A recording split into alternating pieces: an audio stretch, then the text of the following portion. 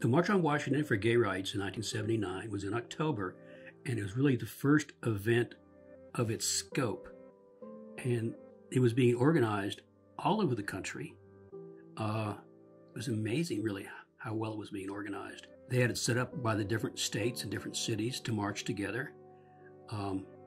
We had banners that we had made. All the different areas of the country had banners. I was just starting to be aware of the musicians, Holly Near and Maxine Feldman, and the group called Gotham, which was a cappella group. They sang AC/DC Man. I've interviewed these people in later years, so there's lots of memories. Maxine Feldman was a very butch dyke, and she sang Closet Sale. And one of the verses are, "Come out of the closet and love me." I started calling up one of the local radio hosts, Jimmy Carper. There was a radio show called After Hours, Saturday midnight to 4. It's still on the air. And I knew him, and I started calling him up and saying, "You need to play more gay artists. You need to play more gay artists. They don't have any exposure. They need to be heard." And I did this 4 or 5 weeks in a row. And he said, "Why don't you come on and play some?" They gave me an hour every month. And it went that way for 15 years. I loved doing that show. I loved digging out the history and talking to our pioneers and saving the history. You know, when you're an editor, you have your own agenda.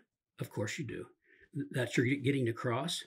One thing I loved to do was to give support to transgender artists, because who else is playing them? No one. One year, I think 2007, I did 4 shows in a row on transgender artists.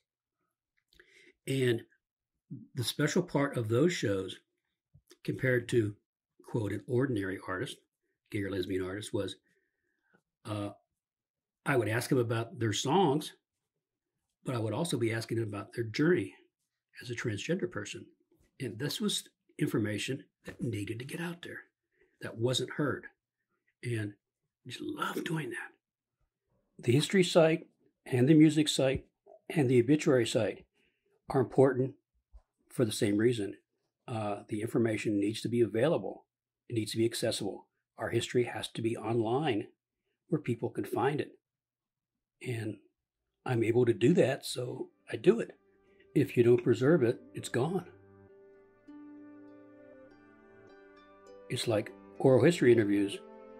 The person's dead. You can't do that anymore. That voice is gone. A number of the artists on my music site have died since I interviewed them, but I captured them. And you can still hear them and hear their humor and their message. And so they're not really gone.